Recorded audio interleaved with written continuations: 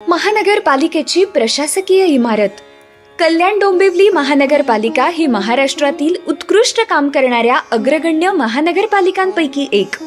कल्याण डोंबिवली महापालिकेची मुख्य प्रशासकीय इमारत। या इमारतीचे एकूण क्षेत्रफळ सुमारे 5346 चौरस मीटर आहे।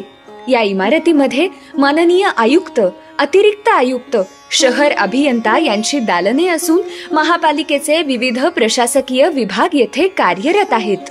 महानगरपालिका भवन मुख्य इमारत। या इमारतीचे एकूण क्षेत्रफळ 1175 चौरस मीटर इतके आहे।